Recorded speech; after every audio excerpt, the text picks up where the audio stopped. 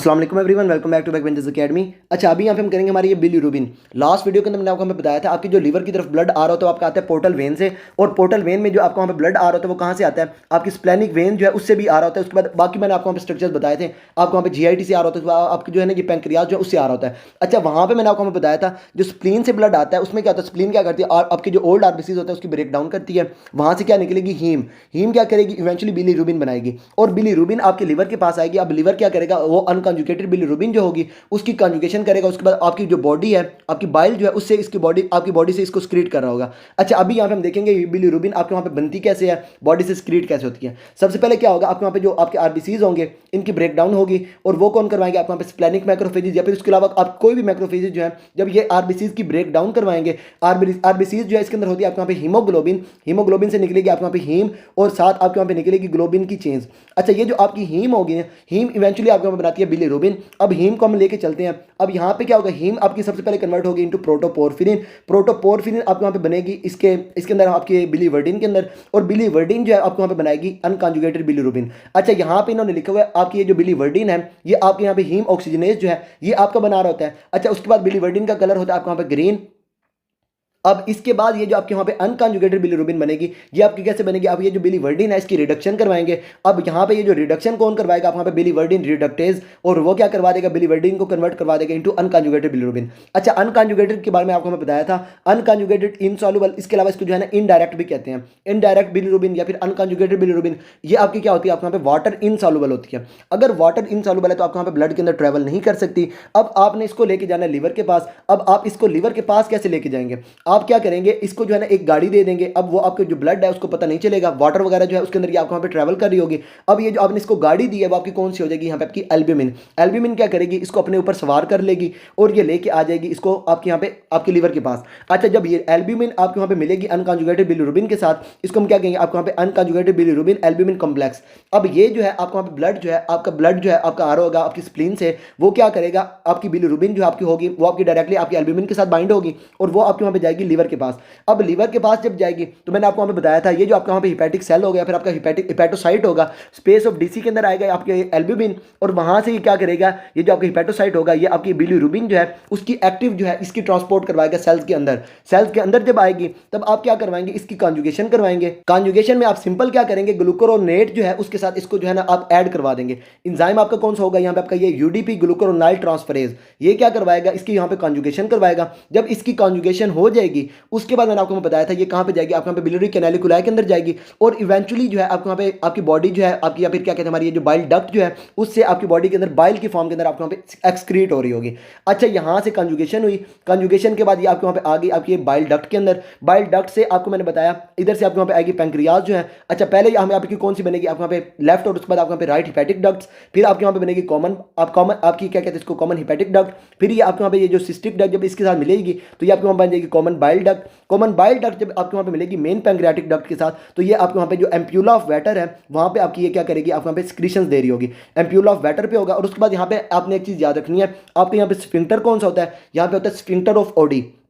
वो क्या करता है, इसकी सिक्रीशन जो है उसको वहाँ पे कंट्रोल कर रहा होता है। अच्छा, अब क्या हुआ, आपकी जो आपकी थी ना कॉन्जुगेटेड बिलीरुबिन, ये आपकी ट्रैवल करती हुई कहाँ पे आ गई, आपके वहाँ पे गट के अंदर आ गई। गट के अंदर पड़े होते हैं आपके वहाँ पे गट के बैक्टीरियाज। अब ये गट के बैक्टीरियाज क्या करेंगे, ये जो आपकी कॉन्जुगेटेड बिलीरुबिन होगी इसको दोबारा कन्वर्ट करवाएंगे इसको अनकॉन्जुगेटेड बिलीरुबिन के अंदर। अनकॉन्जुगेटेड जब ये हो जाएगी उसके बाद ये जो है ना आपकी क्या कहते हैं इसको, आपकी ये अनकॉन्जुगेटेड बिलीरुबिन ये आपकी डोडिनम जो है उसके अंदर आपको यहाँ पे ट्रैवल कर रही होगी। अच्छा, इसमें एक चीज़ आपने यहाँ पे याद रखनी है कि आपके जो कॉन्जुगेटेड को अनकॉन्जुगेटेड जो है इसके अंदर कौन कन्वर्ट करवाता है, तो यहाँ पे आपका एंजाइम होता है बीटा ग्लूकोरोनिडेज। अब वो क्या करेगा, कॉन्जुगेटेड को कन्वर्ट करवाएगा इनटू अनकॉन्जुगेटेड बिलीरुबिन। अच्छा, अनकॉन्जुगेटेड जो है ना, अनकॉन्जुगेट होने के बाद ये आपके वहाँ पे कन्वर्ट होगी इनटू यूरोबिलिनोजिन, और ये जो यूरोबिलिनोजिन है ना ये आपकी जो है ना ये आपकी बॉडी के अंदर जो है आपको उसको आप इसको स्क्रीट करेंगे। अच्छा, ये जो यूरोबिलिनोजिन होगी इसका 80% आपके वहाँ पे जाएगा फीसिस के अंदर, और फीसिस के अंदर ये आपके वहाँ पे कन्वर्ट हो जाएगी इनटू स्टर्कोबिलिन, स्टर्कोबिलिन बन जाएगी, और उसके बाद आपके वहाँ पे जो है ना स्क्रीट हो रही होगी। और ये जो आपके स्टूल्स का जो ब्राउन कलर होता है वो कौन दे रहा होता है, आपके वहाँ पे ये जो यूरोबिलिनोजिन है ये आपके वहाँ पे दे रही होती है। अच्छा, 80% तो आपके वहाँ पे चली गई आपकी स्टूल्स के अंदर, बाकी जो 20% बचेगा 20% में आपकी जो 10% होगी वो आपकी जाएगी किडनीज के पास। अब किडनीज क्या करेंगे, इसको कन्वर्ट करवाएंगे इनटू यूरोबिलिन, और ये यूरोबिलिन उसके क्या कहते हैं हमारी ये जो बॉडी है ना उसके किडनीज जो है उससे आपके वहाँ पे बॉडी से बाहर जा रही होगी।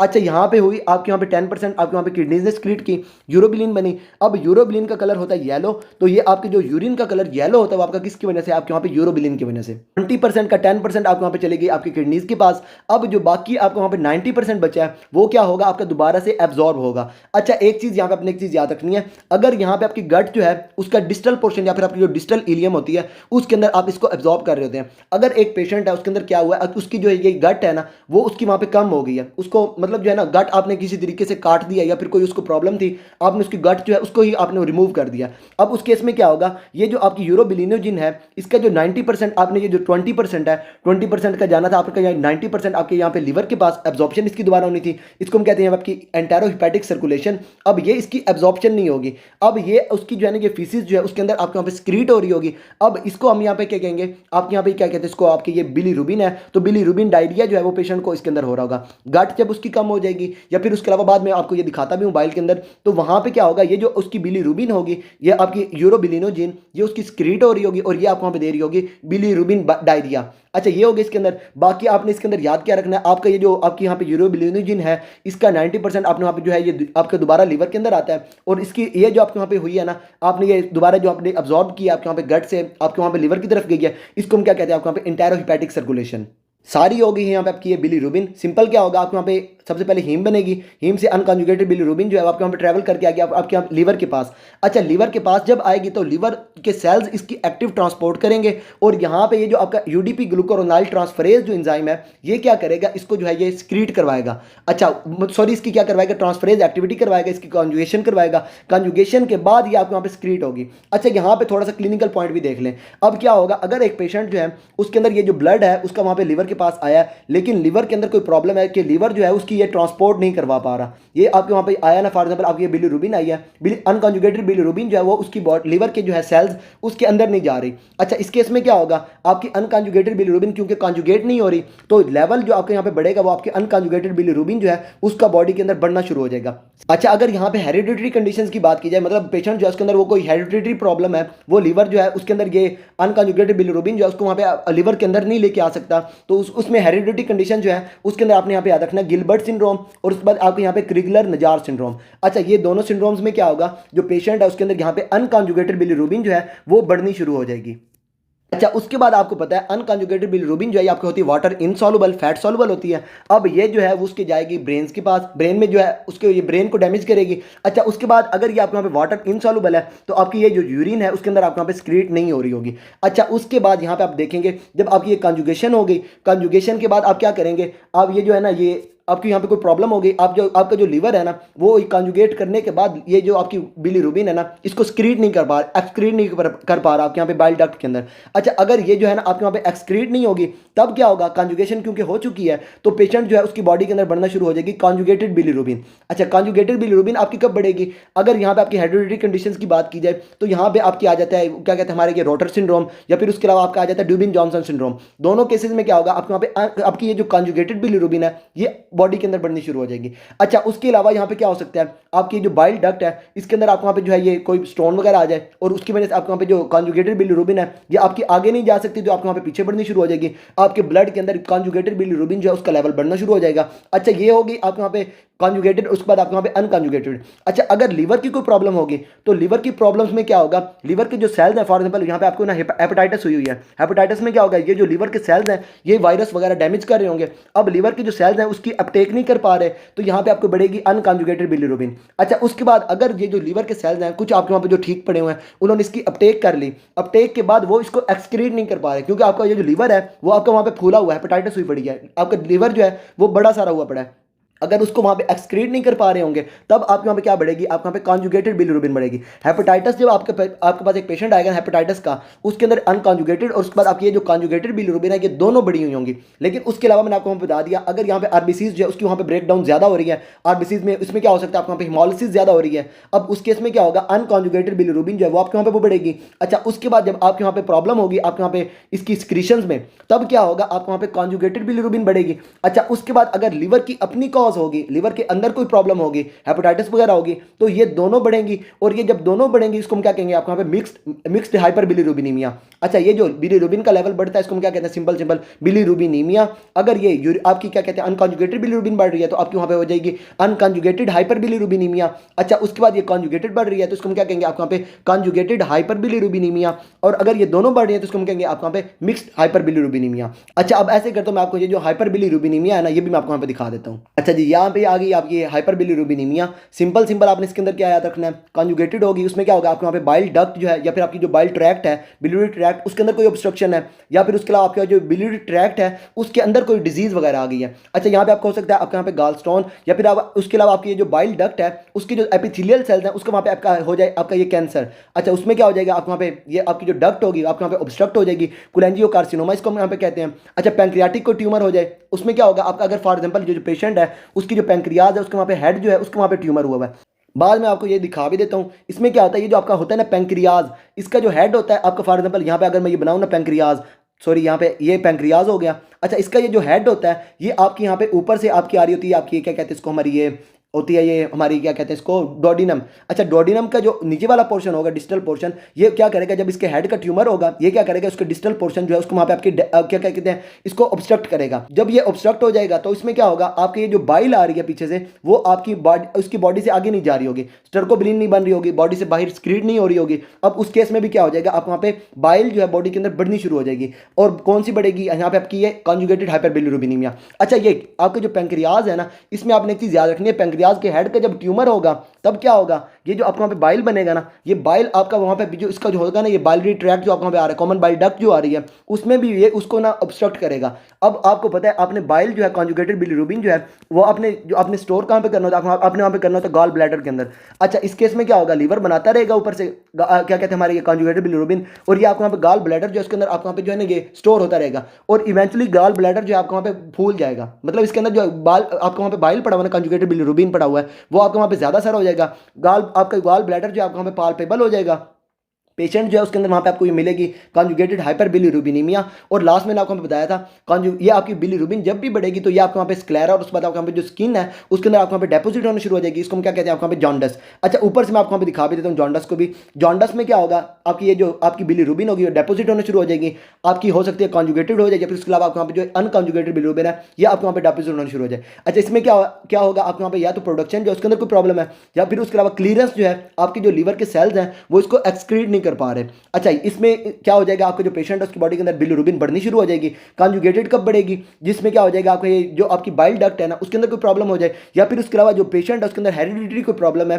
जिसको हम क्या कहेंगे आपको यहाँ पे डुबिन जॉनसन सिंड्रोम, या फिर उसके अलावा आपको यहाँ पे रोटर सिंड्रोम। इन दोनों में क्या होगा, उसकी बॉडी के अंदर कॉन्जुगेटेड बिलीरुबिन बढ़नी शुरू हो जाएगी। मैंने आपको लास्ट में बता भी दिया था। अच्छा, उसके अलावा लिवर के अंदर कोई कैंसर हो जाए, या उसके अलावा लिवर के फ्लूक्स पड़े हुए हैं वो आपके हेपेटिक जो चैनल है उसके अंदर आ गए हैं और उन्होंने आके उसको जो है ये ऑब्स्ट्रक्ट कर दिया। अब ये भी क्या करवाएंगे, कॉन्जुगेटेड हाइपर बिलीरुबिनीमिया। अच्छा, अनकॉन्जुगेटेड कब होगा, अगर पीछे से आपको वहाँ पे प्रॉब्लम आ रही हो। अब अच्छा, उसमें क्या हो सकता है, हिमोलिसिस ज़्यादा हो जाए, उसके अलावा जो पेशेंट है उसके अंदर ये जो आपकी क्या कहते हैं क्रिगलर नजार सिंड्रोम, या फिर उसके अलावा गिलबर्ट सिंड्रोम, दोनों में क्या होगा, अपटेक नहीं होगी। अब वहाँ पे अनकॉन्जुगेटेड बिलीरुबिन जब आपको वहाँ पे बढ़नी शुरू हो जाएगी। अच्छा, इसके बाद मिक्स्ड आपको कब मिलेगी, जब जो लीवर जो है उसकी अपनी काजेज होंगी, हेपेटाइटिस होगी या फिर उसके अलावा सिरोसिस होगी, तो उसमें आपकी ये दोनों बिलीरुबिन जो है आपको वहाँ पे बढ़नी शुरू हो जाएंगी।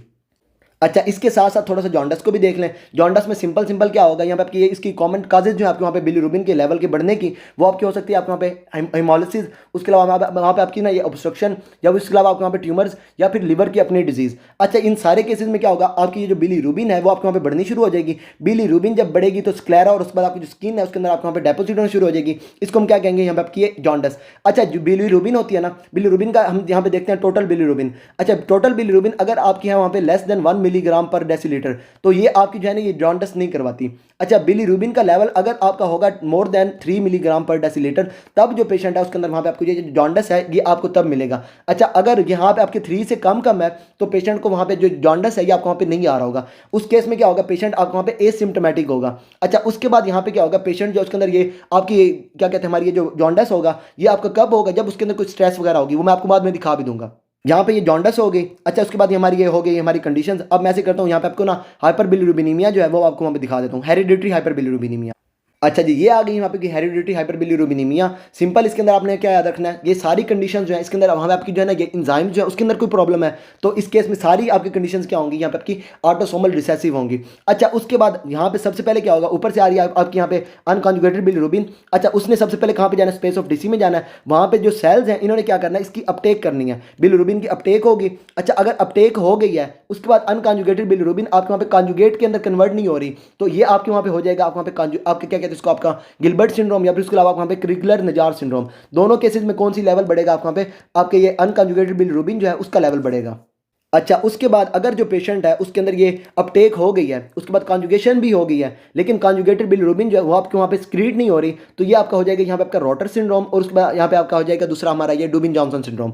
अच्छा अब देखते हैं इन सिंड्रोम्स के अंदर होगा क्या। सबसे पहले तो सिंपल हो गया, आपके जो गिलबर्ट सिंड्रोम है इसके अंदर कौन सा लेवल बढ़ेगा, आपको वहाँ पे आपकी कॉन्जुगेटेड बिलिरुबिन जो है उसका वहाँ पे बढ़े, सॉरी अनकॉन्जुगेटेड बिलिरुबिन जो है उसका लेवल बढ़ना शुरू हो जाएगा। और यहाँ पे एक चीज़ याद रखनी है, यहाँ पे पेशेंट जो उसके अंदर हिमोलिसिस जो है वो अगर मतलब वहाँ पे हो रही है नॉर्मल के अंदर, लेकिन इसके अंदर ना हिमोलिसिस जो है वो आपके वहाँ पे ज़्यादा नहीं हो रही, लेकिन प्रॉब्लम क्या है, इसकी अपटेक होने के बाद जो है ना यहाँ पे इसकी कॉन्जुगेशन नहीं हो रही। अच्छा लास्ट में जो मैंने इसके अंदर पढ़ा था ना वो ये है कि गिलबर्ट सिंड्रोम जो है इसके अंदर यहाँ पे इसकी अपटेक ही नहीं होती। अच्छा अपटेक नहीं हो रही तो आपको होता है ये गिलबर्ट सिंड्रोम। उसके बाद अगर कॉन्जुगेशन नहीं हो रही तो वो आपका होता है क्रिगलर नजार सिंड्रोम। लेकिन यहाँ पे फर्स्ट एड के अंदर इन्होंने लिखा हुआ है आपके जो गिलबर्ट सिंड्रोम है इसके अंदर क्या होता है, आपका ये जो ग्लूकोनाइल ट्रांसफरेज जो है जिसने क्या करवाना होता है आपको वहाँ पे कॉन्जुगेशन करवानी होती है, ये आपका माइल्डली जो है आपको वहाँ पे कम होता है। अब ये कम है तो इसमें क्या होगा, ये जो पेशेंट है उसके अंदर ये जो आएगी, ये जो हमारी क्या कहते हैं इसको आप ये अनकॉन्जुगेटेड बिलिरुबिन, ये क्योंकि आपका एंजाइम पर कम पड़ा हुआ है तो आपकी अनकॉन्जुगेटेड बिलिरुबिन जो है वो आपके वहाँ पे कम कन्वर्ट हो रही होगी इनटू कॉन्जुगेटेड बिलिरुबिन। अच्छा जब ये आपका वहाँ पे जो है ये कम कन्वर्ट हो रही होगी तो यहाँ पे आपका ये जो अनकॉन्जुगेटेड बिलिरुबिन है आप वहाँ पे पीछे बढ़ रही होगी।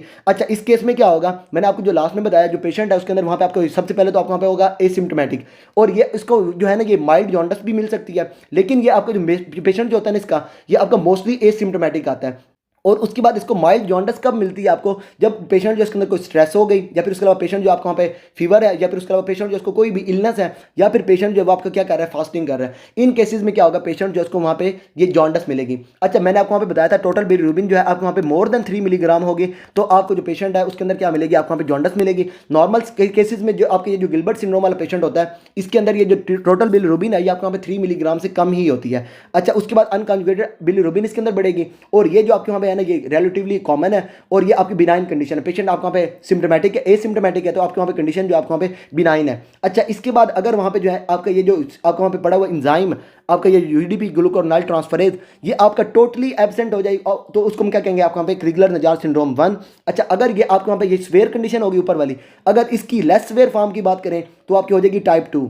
अच्छा सिंपल हो गया, यहाँ पे आपके जो ये क्रिगलर नजार सिंड्रोम है इसके अंदर क्या बढ़ेगा, आपको वहाँ पे अनकॉन्जुगेटेड बिलिरुबिन बढ़ेगी। अच्छा उसके बाद एक चीज़ मैंने आपको बताई थी, अनकॉन्जुगेटेड बिलिरुबिन क्या करेगी, ब्लड ब्रेन बैरियर जो है उसको क्रॉस करेगी। अच्छा एक चीज़ तो कंफर्म है, अगर यहाँ पे जो है आपके यहाँ पे ये ट्रांसफरेज नहीं हो रही, कॉन्जुगेशन नहीं हो रही तो अनकॉन्जुगेटेड बिलिरुबिन पीछे बढ़ेगी, ब्रेन के अंदर क्रॉस करेगी, ब्रेन को क्रॉस करके वहाँ पे आपके जो बेजल गैंग्लिया है उसको ये डैमेज करेगी और उसको उसके अंदर क्या करवा देगी आपको वहाँ पे कर्निक टेरस। बाकी जॉन्डिस का तो आपको पता है सिंपल हो जाएगा, क्योंकि आपके वहाँ पे बिलिरुबिन बढ़ रही है तो इसने क्या करवाना, जॉन्डिस करवा देना। अच्छा कर्निक टेरस हो गया इसके अंदर। उसके बाद क्या होगा, ये जो पेशेंट है इसके अंदर यहाँ पे अनकॉन्जुगेटेड बिलिरुबिन जो है वो उसके अंदर बढ़ी हुई होगी। अच्छा ये जो पेशेंट होगा ना इसके अंदर क्योंकि एंजाइम आपका वहाँ पे है ही नहीं। अच्छा स्टार्ट में क्या होता है, जब बेबी जब उसकी बर्थ होती है ना तो उसका जो लिवर होता है वो आपका होता है इमेच्योर, उसके अंदर ये जो ग्लूकोनाइल ट्रांसफरेज जो है इसने होना होता है मेच्योर होने के बाद। अच्छा उसमें आपको पता है ये जो बेबी होता है उसके अंदर क्या होती है आपको वहाँ पे हीमोग्लोबिन फीटल होती है, इसको आपने कन्वर्ट करवाना होता है आपकी हीमोग्लोबिन एडल्ट के अंदर। अच्छा ये जो आपकी होती है ना फीटल हीमोग्लोबिन बर्थ के बाद इसकी वहाँ पे होती है डिस्ट्रक्शन, तो अब वहाँ पे क्या होता है जब इसकी हिमोलिसिस होगी तो ये क्या करवाएगी, अनकॉन्जुगेटेड बिलिरुबिन जो है उसको वहाँ पे लेवल बढ़ा देगी। अच्छा यहाँ पे तो है आपका जो पेशेंट है ना उसको वहाँ पे फिजियोलॉजिकल जॉन्डिस होगी, लेकिन अगर जो बेबी है उसकी ये 10-20 दिनों के बाद मतलब उसके अंदर मोस्टली जो है ना 2 वीक्स होते हैं, 2 वीक्स के बाद आपकी ये जो अनकॉन्जुगेटेड बिलिरुबिन है ये आपको वहाँ पे रिमूव हो रही होती है, आपकी ये सारी जो है ना आपको वहाँ पे अडल्ट हीमोग्लोबिन बन जाती है। अच्छा अगर यहाँ पे 2 वीक्स के बाद भी अगर बेबी जो है उसको वहाँ पे आपका ये जॉन्डिस मिल रहा है और उसके बाद आपको वहाँ पे हाइपर बिलिरुबिनीमिया मिल रहा है तो आपका जो पेशेंट है उसको वहाँ पे क्या आपको वहाँ पे क्रिगलर नजार सिंड्रोम है। अच्छा इसमें क्या होगा, अर्ली जो आपका बेबी होगा उसके अंदर क्या मिलेगी आपको वहाँ पे क्या कहते हैं इसको, ये किधर गया यहाँ, अर्ली जो है इसके अंदर आपको वहाँ पे प्रेजेंट करेगा और अर्ली लाइफ के अंदर ही बेबी जो है उसके अंदर वहाँ पे आपके कर्निकटेरस हो जाएगा तो न्यूरोलॉजिकल साइंस आपको वहाँ पे मिलेंगे, फाइंडिंग्स में जॉन्डिस आ जाएगा, उसके बाद कर्निकटेरस, उसके बाद अनकॉन्जुगेटेड हाइपर बिलिरुबिनीमिया मिलेगा इसके अंदर। अच्छा एक और चीज़ आपने यहाँ पे याद रखनी है कि ये जो है ना सारी कंडीशंस इनमें आपका लीवर जो है आपका वहाँ पे वो डैमेज नहीं हो रहा, लीवर आपका टोटली नॉर्मल है। तो आपको यहाँ पे LFT जब आप पेशेंट के करवाएंगे, LFTs में आता है यहाँ पे आपका ALT, उसके बाद आपको यहाँ पे AST, और उसके बाद यहाँ पे आता है आपके यहाँ पे अल्कलाइन फॉस्फेट। अच्छा, इन तीनों में आपको यहाँ पे नॉर्मल आपकी वैल्यूज मिलेंगी, लेकिन आपका इसके अंदर क्या होगा, पेशेंट जो है उसके अंदर सिर्फ और सिर्फ बिलीरुबिन जो है उसका लेवल बढ़ा हुआ है, अनकॉन्जुगेटेड हो सकती है या फिर उसके अलावा आपको यहाँ पे कॉन्जुगेटेड हो सकती है। अच्छा, सिंपल हो गया। इसके अंदर आपको वहाँ पे क्या मिलेंगे, ये जो आपके यहाँ पे सारे सिंड्रोम्स हैं, इसके अंदर आपको वहाँ पे मिलेगा आइसोलेटेड हाइपर बिलीरुबिनीमिया।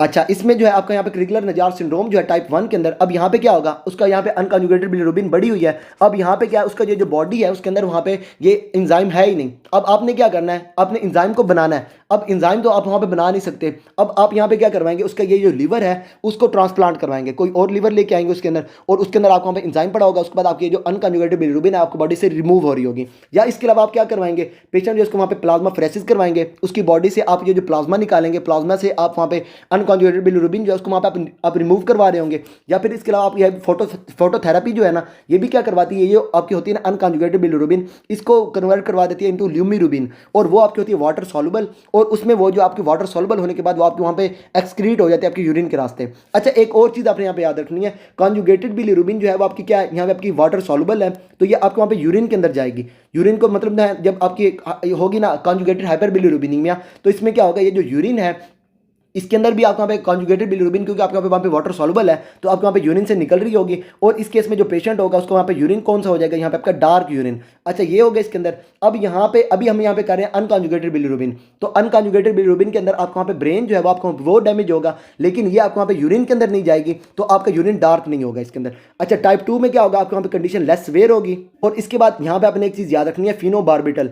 फिनोबार्बिटल क्या करती है, आपका ये जो लीवर का इंजाइम्स होता है, या आपको यहाँ पे जो आपका पड़ा हुआ है अनकॉन्जुगेटेड बिलीरुबिन, जो जिसने कन्वर्ट करवाना, आप हमारा ये यूडीपी ग्लूकोरोनाइल ट्रांसफरेज, ये इसकी सिंथेसिस करवाती है। तो अगर पेशेंट जो है उसके अंदर क्या है, आपके वहाँ पे टाइप 2 है, वो आपके वहाँ पे लेस सीवियर फॉर्म है, उसमें अगर पेशेंट को आप वहाँ पे देंगे फिनोबार्बिटल, तो ये क्या करवा देगी, इंजाइम जो उसकी सिंथेसिस करवा देगी, और इस तरीके से पेशेंट जो है आपका ये ट्रीट हो जाएगा। लेकिन टाइप 1 के केस में आपने वहाँ पे जो है ये क्या करवाना है, आपने लीवर ट्रांसप्लांट ही करवाना है, और उससे ही पेशेंट जो है आपको वहाँ पे ठीक होगा। अच्छा, इन दोनों के केसेस में आपको वहाँ पे क्या मिलेगी, अनकॉन्जुगेटेड हाइपरबिलीरुबिनीमिया, और ये आपको वहाँ पे जो है ये ब्रेन को डैमेज कर रही होगी। अच्छा, जब आप बात करेंगे दूसरे वाले की, इसमें क्या होगा, आपके वहाँ पे एक्सक्रीशन जो है उसके अंदर कोई प्रॉब्लम है। अब यहाँ पे कॉन्जुगेट हो चुकी है बिलीरुबिन, अब इस केस में आपको वहाँ पे मिलेगा कॉन्जुगेटेड हाइपर बिलीरुबिनीमिया।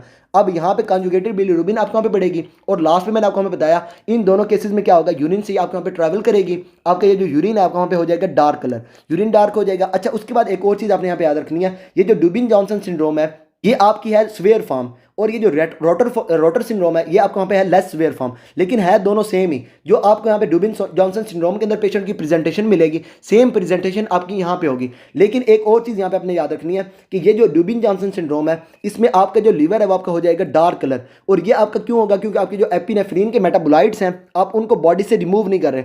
आपने बाइल जो है उसके अंदर आपको पता है आपके जो कोई भी आपके वहाँ पे हार्मोन्स वगैरह आ रहे होते हैं ना, आपने क्या करना था, उसकी वहाँ पे उसको ब्रेक डाउन करके उसको आपने बाइल के अंदर सक्रीट करना होता है, और बाइल से वो क्या होता है आपको वहाँ पे बॉडी से बाहर रिमूव होता है। अब यहाँ पे एपिनेफ्रिन जो है वो आपके वहाँ पे रिमूव नहीं हो रही, क्योंकि आपकी जो बाइल है ये उसकी बॉडी से बाहर ही नहीं जा रही। अब ये एपिनेफ्रिन के मेटाबोलाइट्स उसके आपके डिपॉजिट हो जाएंगे उसके लिवर के अंदर, और लिवर हो जाएगा डार्क कलर का। डार्क लिवर आपको किसके अंदर मिलेगा, ड्यूबिन जॉनसन सिंड्रोम के अंदर। लेकिन इसके बाद जो आपका यहाँ पे ये है ना, ये रोटर सिंड्रोम में आपने एक चीज़ याद रखनी है, ये आपकी लेस स्वेयर फॉर्म है, लेकिन इसके अंदर ड्यूबिन जॉनसन सिंड्रोम वाली प्रेजेंटेशन मिलेगी। लेकिन यहाँ पे क्या होगा, आपका जो लिवर है वो आपका होगा रेगुलर कलर का, और यहाँ पे क्या होगा, सिंपल आपके यहाँ पे इंपेयर्ड जो लिवर की स्टोरेज है कॉन्जुगेटेड बिलीरुबिन की, ये आपकी वो हो जाती है। बाकी इसके अंदर जो लिवर है वो आपको वहाँ पे बिल्कुल सही काम कर रहा होता है। अच्छा, ये हो गया आपको वहाँ पे आपके डुबिन जॉनसन सिंड्रोम, उसके बाद आपको वहाँ पे रोटर सिंड्रोम। दोनों को आपने यहाँ पे याद कैसे रखना है, अगर ग्रॉसली ब्लैक लिवर बता रहे हैं तो आपके कौन सा है, आपके डुबिन जॉनसन सिंड्रोम। अगर लिवर जो है वो आपका वहाँ पे नॉर्मल कलर का है तो आपका कौन सा है, यहाँ पे आपका रोटर सिंड्रोम।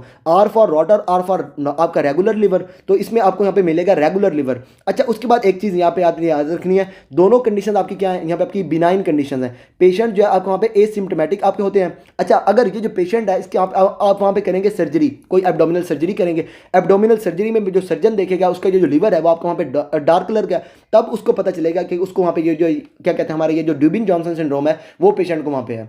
अच्छा, ये सारा हो गया यहाँ पे हमारी क्या कहते हैं इसको, हेरिडिटरी हाइपरबिलीरुबिनीमिया के अंदर। बाकी आपने इसके अंदर याद क्या रखना, हमारी ये 4 कंडीशंस हैं। अब ये दो ऊपर वाली जो है आपकी ये जो GC है, GCN, ये दोनों क्या करवाएंगे आपके यहाँ पे गिलबर्ट, उसके बाद आपके यहाँ पे क्रिगलर नजार, ये दोनों क्या करवाएंगे आपके यहाँ पे करवाएंगे अनकॉन्जुगेटेड हाइपरबिलिरुबिनीमिया। और उसके बाद ये जो आपको वहाँ पे ड्यूबेन जॉनसन, उसके बाद आपको वहाँ पे रॉटर सिंड्रोम है, ये दोनों क्या करवाएंगे आपको वहाँ पे कॉन्जुगेटेड हाइपरबिलिरुबिनीमिया करवाएंगे। अच्छा, उसके बाद ये दोनों आप ये सारी की सारी कंडीशन आपके वहाँ पे कौन सी आपको वहाँ पे ऑटोसोमल रिसेसिव है, और वो आपकी क्यों है, क्योंकि आपके वहाँ पे इंजाइम जो है उसके अंदर ही आपको वहाँ पे कोई प्रॉब्लम्स वगैरह है।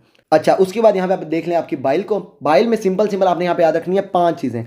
5 चीज़ें में आप यहाँ पे ना एक स्टार बना लें। अब इसमें आपने यहाँ पे याद रखना है बाइल के अंदर आपको एक चीज़ मिलेगी, आपको यहाँ पे क्या कहते हैं इसको, आपके बाइल साल्ट्स। सबसे पहले बाइल है तो बाइल के साल्ट्स मिलेंगे। दूसरे नंबर पे हमने अभी तक देखी है बिलीरुबिन, बिलीरुबिन आपको यहाँ पे मिलेगी। अच्छा, उसके बाद आपको यहाँ पे मिलेगी कौन से आपके, एक तो हो गया आपके यहाँ पे बाइल साल्ट्स, फिर आपकी होगी बिलीरुबिन। अच्छा, उसके बाद यहाँ पे आपको मिलेगी कोलेस्ट्रॉल। कोलेस्ट्रॉल के बाद यहाँ पे आपके पड़ा होगा यहाँ पे आपका वाटर। अच्छा, वाटर के साथ यहाँ पे आपकी चौथी पांचवी जो चीज़ आपके यहाँ पे पड़ी होगी वो होंगे यहाँ पे आपकी ये फॉस्फोलिपिड्स।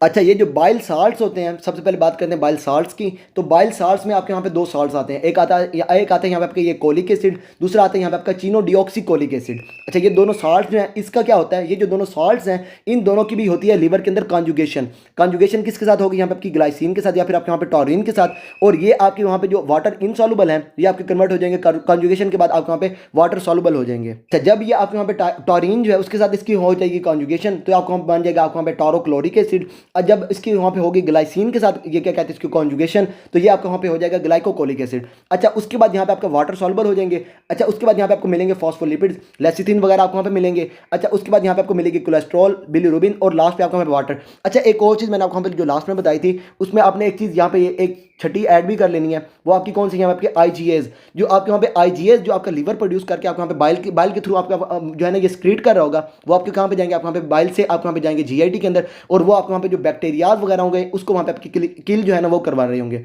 अच्छा, यहाँ पे एक चीज़ आपने यहाँ पे एक और याद रख लेनी है, कोलेस्ट्रॉल 7 अल्फा हाइड्रोक्सिलेज जो है आपका एंजाइम जो है ये आपका रेट लिमिटिंग स्टेप होता है बाइल एसिड जो है उसकी सिंथेसिस में। अच्छा, इसको सारे करने की जरूरत नहीं है, आप सिंपल ये कोलेस्ट्रॉल 7 अल्फा हाइड्रोक्सिलेज जो है इसको याद रख लेंगे। आपकी बाइल एसिड जो है उसकी सिंथेसिस में आपका वहाँ पे रेट लिमिटिंग स्टेप इसका ये वाला होता है। अच्छा, इसके बाद यहाँ पे हम बात करते हैं आपकी ये जो बाइल है इसके फंक्शंस की।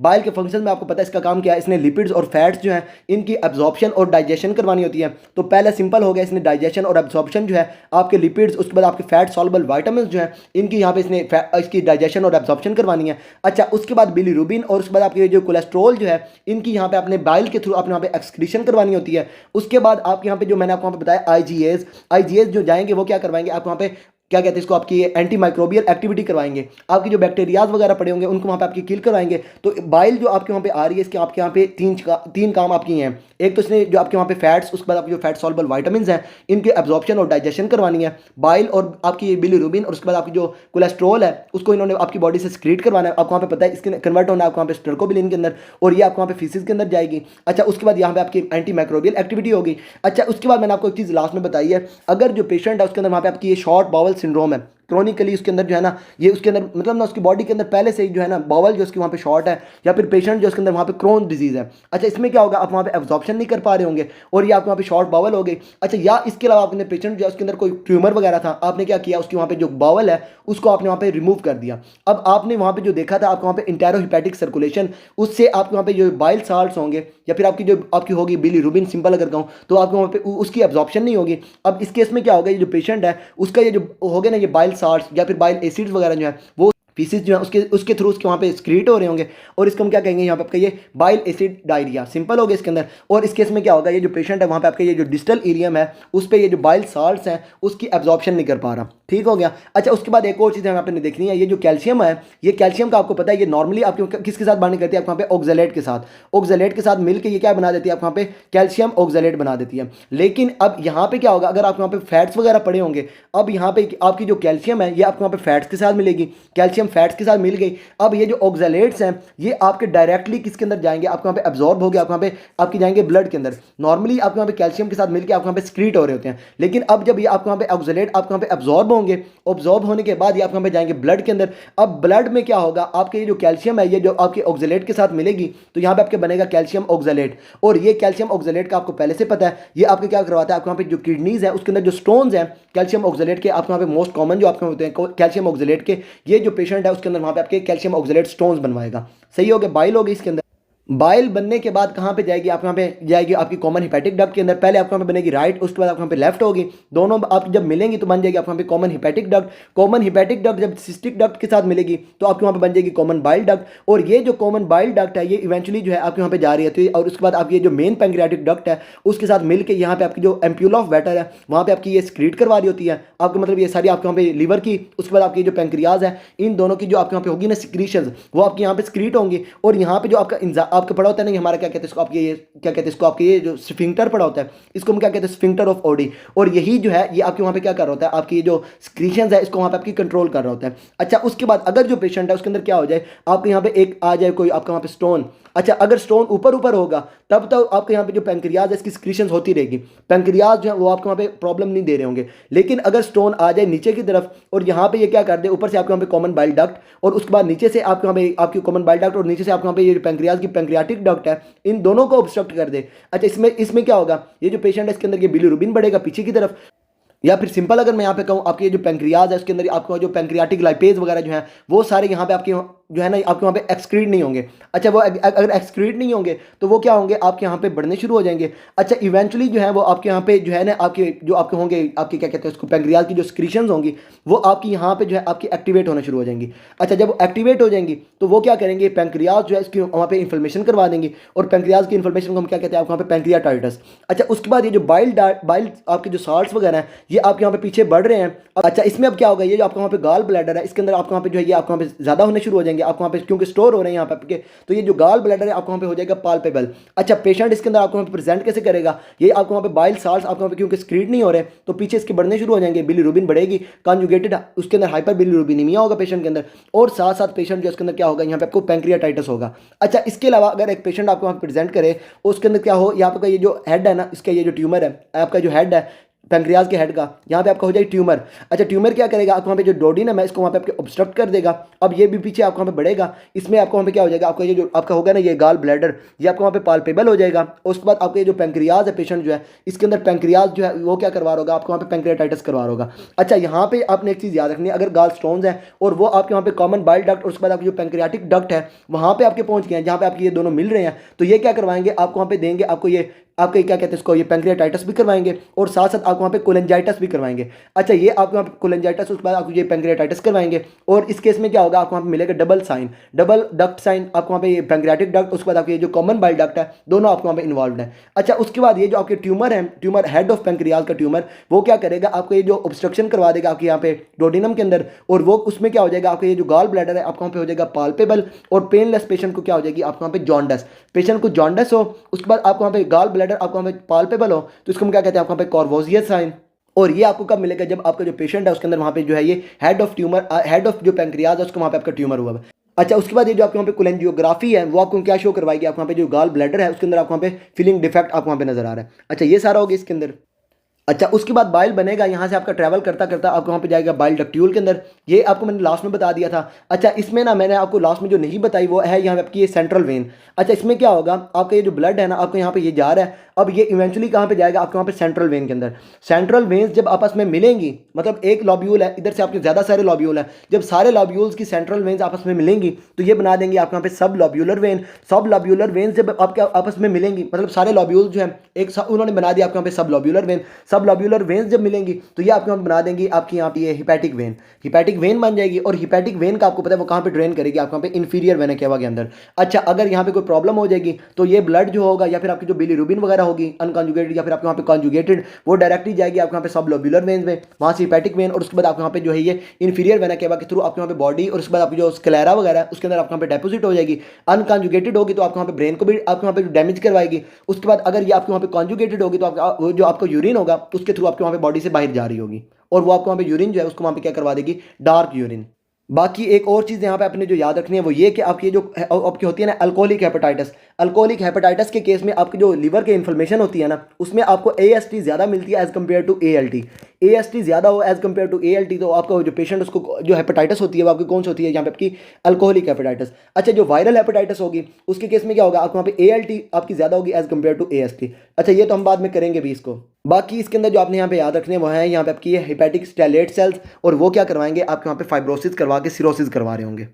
अच्छा, यहाँ पे जो आपकी सेंट्रल वेन है ये आपकी इवेंचुअली क्या बना रही है, आपको यहाँ पे हिपैटिक वेन बना रही है। अच्छा, अब ये जो हिपैटिक वेन के थ्रू जो आपको यहाँ पे एक प्रॉब्लम आ रही होती है वो मैं आपको यहाँ पे दिखा देता हूँ। उसमें क्या होगा, आपकी ये जो हिपैटिक वेन है इसकी ऑब्स्ट्रक्शन हो जाएगी। अच्छा जी, ये आ गई यहाँ पे ये बर्ड-चारी सिंड्रोम। सिंपल इसके अंदर क्या होगा, मैंने आपको जो लास्ट में बताया, आपको यहाँ पे हिपैटिक वेन जो है उसकी ऑब्स्ट्रक्शन हो जाएगी। ऑब्स्ट्रक्शन होगी, अब इसमें आपको पता है पीछे से आपको यहाँ पे क्या चल रहा है, आपको यहाँ पे सब लॉब्यूलर वेन, उसके बाद आपको यहाँ पे पीछे से आ रही है आपको यहाँ पे सेंट्रल वेन।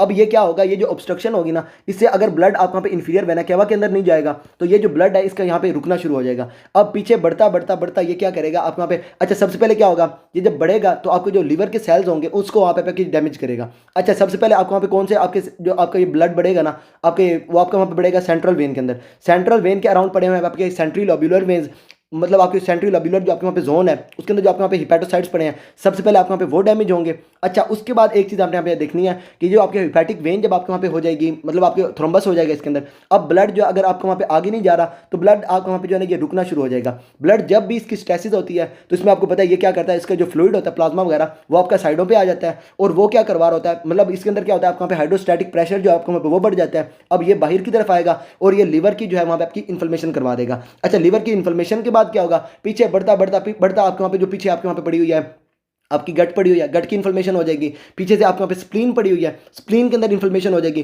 तो ये वाला स्क्वेला आपको वहाँ पे चल रहा होगा। अच्छा, इसमें जो है ना आपका जो पेशेंट होगा जब ये बर्ड-चारी सिंड्रोम होगा उसके अंदर ये क्योंकि पीछे की तरफ आपका आपका जो है ना ये ब्लड बढ़ रहा है, तो इस केस में क्या होगा, ये जो पेशेंट है उसके अंदर वहाँ पे आपके पोर्टल हाइपरटेंशन हो जाएगी, इवेंचुअली इसके अंदर हो जाएगी। और वो क्या करवाएगी आपको वहाँ पे पोर्टल हाइपरटेंशन वाले आपको जो होगा, मैंने आपको बताया था पोर्टोकेवल एनास्टोमोसिस वगैरह, वो आपके वहाँ पे ओपन करवा देगा। अच्छा, यहाँ पे अब इसके बारे में अगर देखते हैं तो सेंट्रल लॉब्यूलर कंजेशन हो जाएगी और नेक्रोसिस होनी शुरू हो जाएगी और कंजेस्टिव लिवर डिजीज आपको वहाँ पे इसके अंदर आ सकती है। उसके अंदर आप आ सकते हैं, आपको वहाँ पे हो जाएगी, आपको वहाँ पे हिपैटोमेगैली हो जाएगी।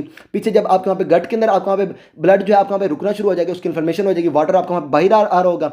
अच्छा, गट में जो है ना वाटर बाहर आएगा, इन्फॉर्मेशन नहीं होगी, सॉरी, वहाँ पे स्टेसिस होगी ना जब, तो आपका ये जो वाटर होगा ये आपको वहाँ पे बाहर की तरफ आएगा हाइड्रोस्टैटिक प्रेशर बढ़ने की वजह से। और ये जब आपको वहाँ पे पेट के अंदर बढ़ता है तो इसको क्या कहते हैं, आपको वहाँ पे एसाइटीज वेरिसीज वगैरह आपको वहाँ पे मिलेंगे, क्योंकि आपको वहाँ पे जो पीछे की तरफ आपको वहाँ पे जो होगा आपके सुपीरियर रेक्टल आर्टरी, उसमें से क्या हो रहा होगा आपको वहाँ पे जो ब्लड है वो आपको वहाँ पे बाहर की तरफ निकल रहा होगा। इसके अलावा क्या होगा, आपका ये जो आपको होगा ना ऊपर से आपकी लेफ्ट गैस्ट्रिक आर्टरी, उसके थ्रू आपको वहाँ पे जो वॉमिट वगैरह हो रहे होंगे तो आपको वहाँ पे वेरिसेस मिलेंगे। उसके अलावा आपको वहाँ पे मिलेगा एब्डोमिनल पेन, और उसमें क्या होगा, ये पेशेंट जो है उसका जब पेट ही इतना ज़्यादा फूला हुआ है, एब्डोमेन उसका मतलब एसाइटिस हुई पड़ी है, उसके बाद उसका जो लिवर है वो आपको वहाँ पे उसका बड़ा पड़ा है, हिपैटोमेगैली हुई पड़ी है, साथ उसकी जो पीछे से होगी स्प्लीनोमेगैली हो जाएगी, तो उसके अंदर क्या होगा, उसको ये एब्डोमिनल पेन मिलेगी और इवेंचुअली क्या करवा देगा, ये जो लिवर है उसकी फेलियर करवा देगा। अच्छा, उसमें क्या है, इसके अंदर जो है ना आपको वहाँ पे बाद में मैं आपको करवाता हूँ आपको सिरोसिस वाला, तो उसमें मैं आपको ये सारा जो है ना बाद में बता दूंगा। अब इसमें क्या होगा, आपका जो लिवर है उसके अंदर वहाँ पे आपके जो ब्लड स्टेसिस हो रही है, अब स्टेसिस जब भी होगी ब्लड की आपको पता है, अब वहाँ पे क्या होता है, आपके जो होते हैं ना कोगुलेशन फैक्टर्स वगैरह, वो आपके एक आपस में करीब आ जाते हैं। अब जब वो आपस में करीब आएंगे तो वो क्या करवा देंगे, आप वहाँ पे कोगुलेशन करवानी शुरू कर देंगे, हाइपर कोगुलेबल स्टेट हो जाएगी, पॉलीसाइथीमिया वगैरह इसके अंदर आपको वहाँ पे मिलेगा, मतलब आपको वहाँ पे आपके होंगे ना आरबीसीज वगैरह, वो आपके वहाँ पे बढ़ने शुरू हो जाएंगे, पॉलीसाइथीमिया वगैरह हो जाएगा, पोस्टमार्टम स्टेट, या फिर इसके अलावा आपके वहाँ पे आपका हिपैटोसेलुलर कार्सिनोमा वगैरह जो है वो भी आपका वहाँ पे पेशेंट जो है इवेंचुअली सिरोसिस के बाद उसको क्या हो जाएगा, आपका वहाँ पे क्या कहते हैं, हमारा ये हिपैटोसेलुलर कार्सिनोमा। अच्छा, उसके बाद यहाँ पे आपको ये नटमेग लिवर जो है वो भी आपको इसके अंदर नजर आ सकता है। अच्छा, यहाँ पे होगी आपकी ये आपकी बर्ड-चारी सिंड्रोम। अच्छा, इसके बाद यहाँ पे इसमें क्या हुआ है, आपको यहाँ पे जो आपकी है ना ये आपकी क्या कहते हैं, हमारी hepatic vein, sorry hepatic vein की क्या हुई है, यहाँ पे ऑब्स्ट्रक्शन हुई है। अच्छा, यहाँ पे अगर हो जाए आपकी पोर्टल वेन जो है उसकी ऑब्स्ट्रक्शन हो जाए, अब उसमें क्या होगा, लिवर की तरफ ब्लड नहीं आ रहा होगा। अब यहाँ पे क्या होगा, लिवर जो है उसको वहाँ पे ऑक्सीजन वगैरह मिल रही होगी। अब यहाँ पे ये जो लिवर है ये आपको होगा नॉर्मल, आपको हिपैटोमेगैली नहीं मिलेगी। लेकिन जब बुर्ड-चारी सिंड्रोम होगा, उस बुर्ड-चारी सिंड्रोम होगा ना उसके अंदर आपको हिपैटो और साथ आपको स्प्लीनोमेगैली, हिपैटो स्प्लीनोमेगैली मिलेगी। लेकिन जब पोर्टल वेन जो है वो आपकी वो डिस्टेंडेड हो जाएगी। अब इससे जब आपका वहाँ पे पीछे वाली साइड पे बढ़ेगा तो आपको वहाँ पे गट की वेन्स आ रही हैं, उसके बाद आपको वहाँ पे जो है ये आपकी स्प्लीन आ रही है, स्प्लीन की वेन्स आ रही हैं। अब इसमें क्या होगा, अगर पोर्टल वेन जो है आपकी वो आपकी ऑब्स्ट्रक्ट होगी तब आपकी जो गट है उसके अंदर आपको वहाँ पे असाइटीज़ वगैरह आपको वहाँ पे मिल जाएंगी। असाइटीज़ हो, लेकिन अगर पेशेंट जो है उसको वहाँ पे हिपैटोमेगैली ना हो तो आपकी क्या है, यहाँ पे आपकी ये पोर्टल वेन जो है उसके अंदर कोई थ्रोम्बस वगैरह बना हुआ है। उसके बाद स्प्लीन के अंदर क्या हो जाएगा, आपको वहाँ पे स्प्लीनोमेगैली हो जाएगी, क्योंकि आपका वहाँ पे जो है ये ब्लड जो है उसकी स्टेसिस हो रही है, हाइड्रोस्टैटिक प्रेशर बढ़ रहा है। अच्छा, ये जो आपकी पोर्टल वेन है इसके अंदर सिंपल क्या होगा, आपका जो पेशेंट है उसके अंदर पोर्टल हाइपरटेंशन हो जाएगी, पीछे वाली साइड पे प्रेशर जो आपको वहाँ पे बढ़ेगा, एब्डोमिनल पेन हो जाएगी, फीवर हो जाएगा पेशेंट को। अच्छा, उसके बाद अगर ये प्रेशर बढ़ता रहा इतना ज़्यादा हो गया कि इसने अब क्या है, आपकी जो आपके वहाँ पे आ रहा है ना ब्लड सप्लाई आपके वहाँ पे कोलोन से जो वापस आ रही है, वो जब आपके वहाँ पे नहीं आएगी, अब उसकी तरफ ब्लड पीछे से ही नहीं आ रहा होगा, आर्टरी से अगर नहीं आएगा, उसके बाद वेन से आगे नहीं जा रहा होगा, तो अब क्या होगा, उसके आर्टरी से उसको ब्लड नहीं मिल रहा होगा, और इवेंचुअली जो सेल्स हैं वो आपके वहाँ पे इस्कीमिया जो है वो आपको वो करना शुरू कर देंगे। बाकी इसकी इटियोलॉजी के अंदर आपके यहाँ पे आ सकती है, आपके यहाँ पे सिरोसिस हो सकती है, उसके अलावा यहाँ पे आपको जो ये मेलिग्नेंसी कोई हो सकती है, पेंक्रियाटाइटिस हो सकती है, या आपके जो पेशेंट है उसके अंदर कोई सेप्सिस वगैरह हो जाए। अब ये सारी कंडीशन में क्या होगा, आपकी जो पोर्टल वेन है उसके अंदर वहाँ पे आपका ये थ्रोम्बस बन जाएगा, या फिर इसके अलावा कोई वैसे ही थ्रोम्बस जो है आपको वहाँ पे ट्रैवल करके यहाँ पे आपकी पोर्टल वेन के अंदर आ जाए, तब भी क्या हो जाएगी, आपको वहाँ पे पोर्टल वेन जो है इसके अंदर थ्रोम्बोसिस हो जाएगी। अच्छा, ये सारा था आपको यहाँ पे बुड-चारी सिंड्रोम। इसमें आपने क्या याद रखना है कि आपकी जो आपकी हिपैटिक वेन है वो आपकी ऑब्स्ट्रक्ट हो जाएगी, इन्फीरियर वेना क्या के अंदर ड्रेन नहीं कर रही होगी। अब पीछे वाली साइड पे आपको यहाँ पे पड़ा हुआ है लिवर, उसके बाद आपकी स्प्लीन पड़ी हुई है, गट पड़ी हुई है, आपका एब्डोमेन सारा पड़ा हुआ है, उसमें क्या हो जाएगी, आपको वहाँ पे मगैली हो जाएगी, एब्डोमेन के अंदर वाटर जो है उसकी स्ट्रेसिस हो जाएगी, तो वहाँ पे हो जाएगी आपको वहाँ पे असाइटीज, हिपैटोमगैली नजर आएगी, उसके बाद आपको वहाँ पे स्प्लीनोमगैली नजर आएगी। लेकिन हिपैटोमगैली जो है वो अगर ना हो पेशेंट को, बाकी सारी चीज़ें आपको वहाँ पे मिल रही हो, तो उसमें क्या होगा, उसको ये पोर्टल वेन जो है उसके अंदर थ्रोम्बोसिस हुई है। अच्छा, ये सारा था हमारे आज के लेक्चर्स के अंदर। बाकी अगर आपको इसके अंदर फर्दर कोई भी प्रॉब्लम हो देने का नाम एंड टिल देन अल्लाह हाफिज़। Give a damn about a hater when I feel like it. Not today, not today, not today, not tomorrow. Get out my way, please, I'm tryna get paid. Not today, not today, not today, not tomorrow. Get out my way, please, I'm tryna get paid. For 27 years, I ain't gone for 28. Been seeing